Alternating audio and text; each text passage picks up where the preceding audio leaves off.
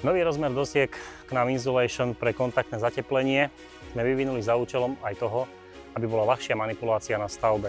Poďme sa presvedčiť, ako je to reálne na tej váhe. Najviac pocítite hmotnosť dosky po nanesení lepidla.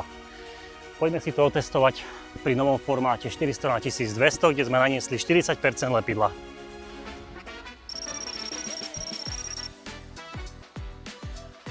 Na formát dosky 600x1000 som si opäť naniesol rámik 40 % lepidla plochy dosky. Hrúbka dosky opäť 22 cm a vyskúšame jej hmotnosť.